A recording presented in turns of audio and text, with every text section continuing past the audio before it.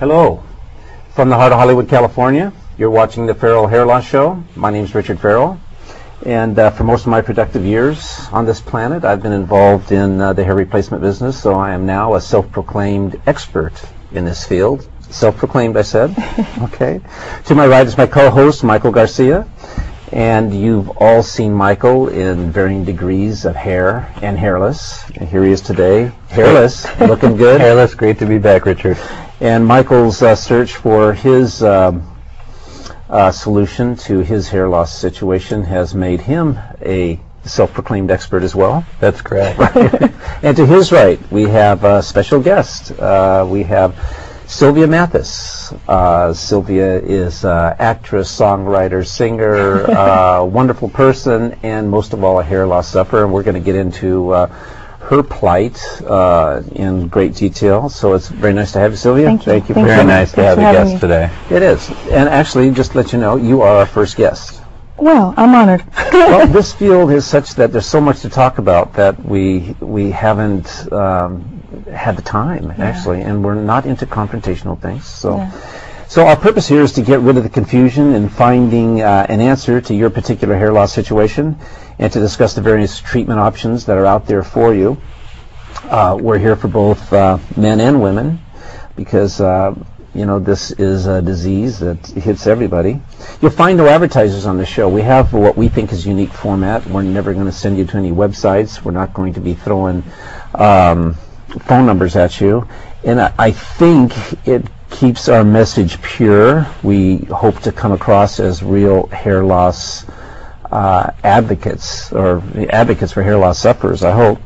And we try to strip away all the industry jargon so that you can wade through it and make your own intelligent decision as to what really will solve your hair loss situation. And we're not know-it-alls. This is just pure logical information, and again, it's up to you, and you can decide whether it's valuable or has no value at all. You know, with all the jargon out there, with all the different agendas out there, different people, I know a lot of people appreciate what it is that we're trying to do, which is to cut through that, and bring it as simply, the information as simply as possible to the people who are afflicted. Well said. One thing that it's very interesting, I found that even though we don't advertise, we don't put numbers out there, people are pretty swift, and they've been doing their research and finding us. Again, though, we're not leading them with any agenda. We have strong beliefs, but open beliefs as to what works and what doesn't work, what hurts you, what won't hurt you, and we try to convey those to you. So today's topics, we'll be talking to Sylvia Mathis and how she solved her hair loss situation. And then, of course, we've been doing something recently in our last several shows, where we've been jumping into the viewers' mailbag, and it's kind of been fun. We get both letters and emails sent to us now, and most of it's all good. Yeah, most of it's good, and we're actually getting to the point at this point where we can't even read everything that we get anymore. So, well, that's good. Well, Michael has accumulated things and brought them with. He takes the gist out of these certain letters and emails and brought them with him so that we can talk about them. Now, Sylvia is our guest today, and we just want you to know that none of our guests on the show will be, well, all of our guests are going to be treated with respect. None of them are going to be treated with respect. No, we just don't want to make this confrontational. Unless we have to. Unless we have to. Yeah, I've avoided staying off confrontational shows because, first off, I certainly don't want to lose at the behalf of hair loss sufferers. Well, and the other thing too is we agree on one important thing is that we're here to help the person suffering from hair loss, and so there's no reason to get confrontational as long as everyone agrees that they need help, and the best way to help them is through honest information. Yeah. Okay. Have you noticed how much we've been using that word lately? Hair loss sufferers. Maybe we should chill out a little bit. Sylvia, let's start with you. Are you suffering? Not anymore. How long have you been suffering, and what have you done? Oh, okay. Well, I don't know that my story is all that unique, though. I I remember being about 14 years old and trying the perm that everyone was getting at the time. Everyone wanted to get the perm, and I got the perm, and I remember getting in the shower, and my hair was coming out in chunks, big chunks, dropping to the ground. And I just remember going, wow, my hair! But I remember when they were doing my hair that it was burning a lot. But I didn't know. We didn't know any better. This is what you do when you get your hair straight. And though my hair grew back, it never grew back the way it was before. And I think the damage was already done. So, of course, as I got older, I started experimenting with braids and weaving and bonding. And as those techniques became sort of more varied, my choices for them kind of, I was trying everything that I thought would give me really the kind of natural result that I wanted. I didn't want it to look fake, Do you think that most hair out there that you see, you're an African American ladies, I know you probably have a lot of African American friends, and you see these weaves, and I have no idea what the brothers think of those weaves. Unfortunately, what you're saying is exactly the question you're asking me, is that you see these weaves. Yes. Which is what you shouldn't see. Right. You should see people with great hair. Whatever. And I was actually talking to a girlfriend of mine yesterday. We were talking about hair and the whole deal, and she was going on and on about how amazing my hair looked. And I said to her, when it comes to guys, black guys, white guys, whatever, they don't really care if your hair is extended. They don't care if your hair is fake, as they call it. They just don't want to be able to tell by looking at it. They just want it to look natural and look real. Sure. And so I know that for me, that result turned out to be braiding and braiding and braiding and braiding and braiding and the pulling and the tugging and but I didn't know. I didn't know that this could, cause or induce alopecia and hair loss and all of that. I thought, it's tight, it hurts all the time, but I'm used to it now. You know what I mean? Well, and that's what I thought. We see the damage of what braiding does all the time. I think, I don't mind, as a guy, I don't mind, I wouldn't mind being with a date who has all these braids and everything, because that's really supposed to be a look. Yeah, it's a pretty look. And it's a pretty look. Yeah. But the look I don't like, especially on African American women, is when they're not showing braids, right. and there's just this, a whole lot of poof, as you say, poof. I mean, it's just that poof. And it's not inviting to hands. There's no way my hands are going up there. Right. I'll get karate chop. But it's true though. But it's true. You can't. I mean, it's like this. We're like always on guard. I was actually talking to the same girl yesterday, and we were talking about when you're out on a date, and a guy wants to reach up and just kind of do that. Oh my gosh! Before I was like, ew, ew. I'm like, what is he gonna feel? What is he gonna? Is he gonna get a handful of whatever? It's just gonna be terrible. And you're just always conscious of it. It's one of those things where you get, after years and years of dealing with it, it becomes such a subconscious part of your life that you're always thinking about it, even when you're not consciously thinking about it. Now, as I look at you, first off, I've got to compliment you on the way you look. I think your choice of solving your hair loss situation was a wise one. Yeah. I don't see any thickness, and frankly, it's not an African-American type look either. Yeah. It's very Caucasian, and it looks good on you. You're very light-skinned. Yeah. I happen to know something. You shave your entire head. Yeah. Yeah. So that means the hair that I'm looking at on the sides is not shaved. Right, no. Now that's unusual with hair systems, isn't it? Well, you paid for it, it's yours. But no, it's not growing from my scalp. And it's interesting with me because my hair still grows, but my alopecia is patchy. So it grows, but it comes in very dark. And I didn't want to have to deal with trying to blend it, trying to deal with the relaxer, trying to deal with the textures and the colors, yada, yada, yada. For me, the best choice was to shave my whole head to give me absolute versatility. I'm going to ask you, we know that African American women do a lot of chemical services on the hair. About how much a year does a black lady spend on her hair? A lot. We're talking, we're averaging, let's just give it a ballpark figure and say, by the time you do, let's say the girl's got extended hair. You get relaxers, you get the cut, you get the touch-up, you got to buy the hair, you got to pay the stylist, over, let's just say a 6-month period. Easy couple $1,000s.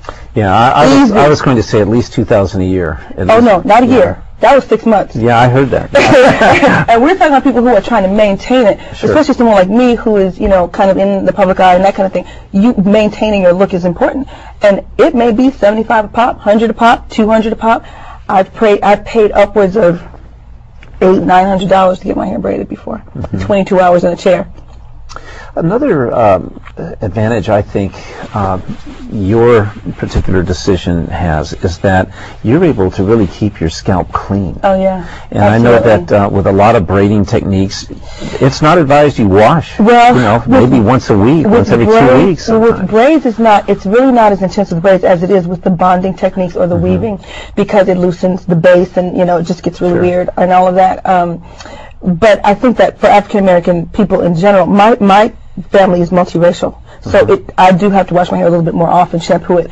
But a lot of African American women don't shampoo their hair more than once a week anyway. Right. But what happens is you can't get to it. Right. You can't get to the scalp. Exactly, that's my point. Yeah, and you can't, and that feeling of being able to take a brush and just brush through, it may not be a big deal to most people. To me, that's huge. It's a big deal. Looking at Michael, I don't think he would object being with a lady that had no hair. Yeah, no. I think they'd make a nice couple. Yeah, sure, right. So, Sylvia, how old were you when you very first started trying to do something about your hair loss? 15, 16. What did you try? Oh, you name it, I'm sure I tried it. I mean, everything from, I started modeling when I was about 12 or 13, so I was kind of used to people tugging and pulling and doing things. But we did braids, we did weaving, we did bonding, we did something called interlock, we did crochet, I mean, did you ever look into, herbal or topical remedies? A little bit, especially as I got more into the braiding, because a lot of the people who do that sort of thing are West African, and they're very interested in the herbal treatments and tea tree oil and that sort of thing. It felt good. I don't really know what it was doing. I mean, it was tingly. But nothing grew back there. No, and this is what I was going to say earlier. What was really unfortunate was, because I was getting all these things done to my hair, I couldn't see my hair. So I didn't know that the alopecia was there. I didn't know it was spreading. And I had grown so accustomed to the pain that unless it was really, really hurting, I didn't pay attention to it. I mean, I had some pretty nightmarish experiences. And so it was actually a braider who said, Phil, there's a little something there. I'm like, well, we didn't know what it was. And my dermatologist never really could tell me the cause, just the name of what it was. Okay, can you believe that, to be living in that kind of like physical pain, at the same time? No. I mean, it's amazing. You started off by saying, your story is really not so unique. It's really not. It's really not happening a lot. Yeah, it is. But you grow accustomed to it, and you just deal with it. And you just, even when you're a little girl, your grandma's pressing your hair and she's burning you, you're like, she's like, press a beauty, and that's kind of the mentality, I think, like everything, that we do, I mean, you do so many things, you think you're doing the right thing, you don't realize the price you're paying later. Yeah. Well, one thing, you probably have learned a lot in your search. We have a mantra. Have you ever heard of a mantra? Yeah. No, I haven't. Are you going to show it to me? Hopefully you have it on the screen in the back. If not, we'll read it. There it is. So we'll kind of talk this out for you, and maybe you'll have something to add. It's kind of a rallying cry for our viewers. It's the 10 Commandments of hair loss. Okay, so number one would be triple think before opting for any surgical system, and then think again, and then think again. Absolutely. And then get a 20th opinion. Yeah. Okay, don't be a sniveler. As you were saying, it was tough. The pain, beauty must suffer, as you will. Well, fighting hair loss is tough, right, Mike? It is tough, and you got to be vigilant. You got to be tough. It's no time to get weak, because there is an answer, and you can get your life back. Exactly. Approach snake oils, those are topical solutions, with extreme skepticism. Yeah. In the old days, they used to run those people out of town on a rail car and feather them. That's still appropriate behavior. It is. Non-surgical hair replacement systems won't hurt you at all. Here's some testimony right here. Absolutely. No more pain. And it can be fixed. That's the next thing. No matter what the situation is, no matter what it is, it can seriously be fixed. The opinions of your friends do not count. You have to do it for yourself, don't you? Absolutely. And I was just going to say that it can be fixed part, and it just goes right into that. That was shocking to me, that you were commenting on the way my hair looks. Any color, any texture, any length. you know. You will not lose your lover if you don't look goofy. And there's no reason to look goofy. There's all kinds of solutions out there, as you can see next to me, as we saw last week on our show, where you can look good natural. And then whatever you choose to do it for yourself, not someone else. So that's our mantra, in case you haven't heard it before. And we probably need to tighten it up a little bit. It could be a little catchier. And by the way, I kind of skipped over this. Please contact us. Do your research and find out, because where we are. We do talk about many topics, and many of those do warrant some kind of response, positive and negative. So if you have any requests, suggestions, we really like audience participation. Who knows what the show is going to evolve to. It'd be nice if people could someday send in their before and afters instead of even being guests. I mean, you know what I'm saying? Yes. Our future shows, we'll read these comments. Okay, so we like to have some feedback. So we still want to talk to you, Sylvia, but we do want to squeeze in some questions and things that we get from the viewers. I can do the questions. And this is always the surprise part. I have no idea what that is. No, well, last week I wore my system, non-surgical hair replacement system, and when I do, I become a long-haired guy. Somebody wrote, I thought Michael looked great without his hair, because I'm normally not wearing hair. And didn't need to do anything about his hair loss situation, but then when I saw him with his hair system, I must admit he looked exceptionally good. It's true. To me, you look like so many other people out there I don't know, or might not want to know. Right? There's white power people that look like you. Oh yes, you know, there is. And yet, when we put hair on, you just look softer and more approachable. Because no one knows, you could be a jailhouse ruffian, or a sensitive guy. We don't know with that bald head. Yeah, the hair lets me, I'm not a white supremacist guy, very much the opposite, so you go from kind of a scary, tough-looking guy to somebody, more of a hippie, nice kind of person. Yeah. So it allows you to be who you are, and I thought it looked good too. I've seen you with your hair system, and I think it's sexy. And why not be able to wear it or not wear it?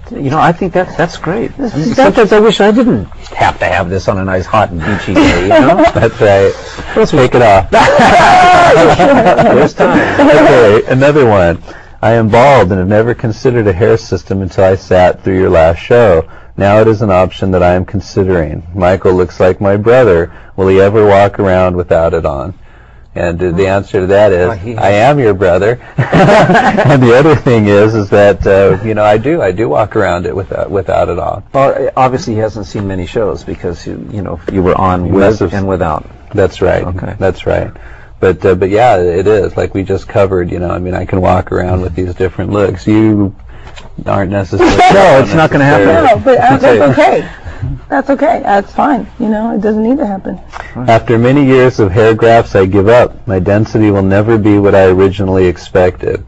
Now I am truly considering a hair system. Can my grafts be reversed? That's a question for you, Richard. Yeah, they can. Now with laser skin resurfacing, laser hair removal, of course. Yes. It's too bad, too, because, for people that this might be the first show, we've talked about all these different solutions, haven't we? Yeah. I mean, the surgical, the, stem cells, everything, hair multiplication, and it just seems like if you're a young person and you want that hair back in a way that you can project styles that your peers wear and things like this, have your clothes look better because you got hair, or look one way when you're exercising and everything.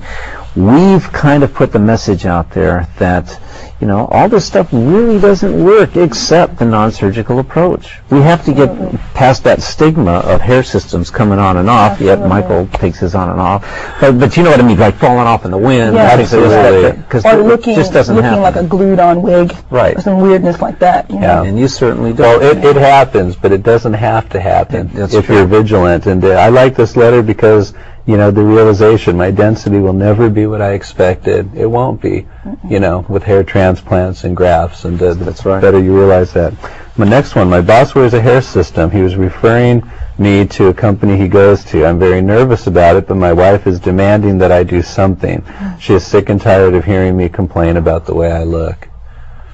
So he's wondering, should he do it? Is that the question? Well, he just says he's nervous. Okay, okay.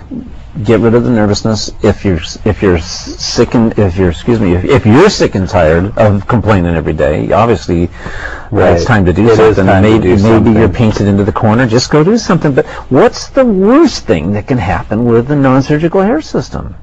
It ends up in a drawer, and maybe you decide to wear it frequently later on. You know, you're not going to be scarred up. There's no chemicals run through your body. I say, listen to your wife. Well, when he says he's referring me to a company he goes to, don't just rely on that company. Do your homework, because the worst thing that really can happen is that you could spend a lot of money for a ridiculous-looking hair system on your head. So, like we always say, do your research, be vigilant. But if you're thinking about it, you hate the way you look, and it's all you think about, it's all you talk about, and it's making your wife angry, now's the time to do something. And also, when you are searching, it's fine. If that company's good, fine, go for it. If everyone looks good, look at models, find out if they're factory reliant. If they are factory reliant, you're not going to get the fine-tuning aftercare that's so important with a hair system. And we're going to talk a lot about that next week with our guest. And the last one, we hope so. My sister is starting chemotherapy next week. How long will it take to make a hair system for her? Can she use the hair she is losing to make the system? She can't use the hair she is losing to make a system. It's too short. We need hairs that are all one length, and a growing head of hair has both anagen and catagen hair. So some are growing, some are not. So there's not enough hair on one person's head to make a hair system ever. So, but if she's going through her series of chemotherapy treatments, she really needs to find an ultra custom salon or hair center and do it now, so that they can see what she looks like, see what her original density is. Duplicate her actual hairline, and then she's going to have the aesthetic results she wants. This is the first question that we've had regarding chemo, and it's just an important thing to say that, when you're healing, I mean, doctors, nurses, everybody agrees that when you're healing from that type of thing, it's so important to look your best, to look natural, to be able to look in the mirror and see yourself as you look. So getting a good, undetectable, non-natural looking, non-surgical hair replacement system is definitely key to healing. Now, are these in line with what you went through in your search? Oh, absolutely. And I was just, as I'm listening to you guys, I'm thinking of how, I guess, terrified I was. Because this was very new to me. No, this is not something that I had heard of. I didn't know this was even a possibility. And as I started my search, and I, found some different places and companies and salons who were making all these claims, but as I dug a little deeper, I'd find out, well, this one, sends theirs out, or this one is this, and finally, found a place that really did what they said they could do. Which is this. Yeah, which was my dream hair. You know what I mean? It was like, even my hair at its healthiest, when it was its longest and healthiest, never looked this good. And even if it did look this good, it took a lot of stuff to get it to this point. Bleaching and relaxers and coloring and things that you just don't want to do to your own. Right. See, this is not a wig that she's wearing. I mean, I'm sitting right next to you. We could be having dinner, in a restaurant that's this lit up, and I see the hair coming out of your head, from your temples, from your side. It is the brain just won't overanalyze something that looks good. I mean, if something's off, then the eyes go up, and it's like, well, what's going on up there? But with Sylvia, it's very natural. I love the fact that I can part it anywhere. I can wear it up. I can do. It's me. You know what I mean? It doesn't feel like something attached to me. Sure. It's me. Actually, hopefully the camera can zoom right in and get a real tight shot of that as you're talking. It would be kind of nice, because people really need to be able to see, the naturalness of this. When I look at you, I'm looking at hair growing out from the skin. And normally hair systems just have that hard edge, and we don't see that with you. Yeah. So, and I love the color, the gradients of the color and the highlights, and it looks like you spent a lot of money on your hair, to get your look. Right, to some fancy schmancy salon. And you look really good on the monitor there. That looks very good. So now, if you go out, have a date, or do anything like that, I mean, you're not worried, right? I don't even think about it. In fact, I'm so weird that I know how great it looks. So I love to go, when there's these sort of they don't even comment on how great my hair looks because they're so sure that it's mine that they never say anything. So when they, you know, when they go to hug me or kiss me or whatever, I tell them. And Really? Yeah. I'm Like what? Say, like my hair? Like, yeah, your hair's awesome, your hair rocks. I go, huh? Well, my hair is shaved. Whatever. They never believe me. Then they don't believe me. And then it's funny because they literally do not believe me. And they'll get in and they'll feel it and touch it and everything. And I just get a big kick out of it because I think it's so funny. And they never care. They don't care that my hair is shaved. They don't care that I have a system because it looks so good. Like, well, what are they supposed to feel? Exactly. That's the thing, is that they think they're going to feel humps and bumps and weirdness because they think if it's shaved, it must be like she must have wefts glued on from weaves or whatever. And it's just, you know. So for those that don't know, the systems, the base of the system almost disappears on the skin. Yeah. Right. So all you have is this base that's almost not there. Yeah. In hair. Yeah. So and when I go through my hair, you know, like this, like that, it's just flat. I mean, it's me. I mean, that's, yeah. It moves very naturally, and in a wig, like for women, just it doesn't move like that. It doesn't look like this.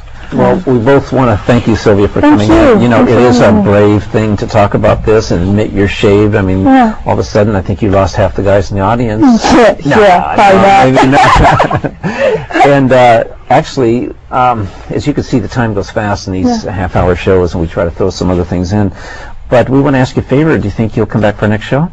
I'd like to come back. Because the reality is we barely touched on this female hair loss subject. And you're very eloquent and very brave and very beautiful, and you don't feel like you're wearing a wig. No. Okay, and you recommend this to anyone? For everyone, absolutely. Never would consider Propecia or...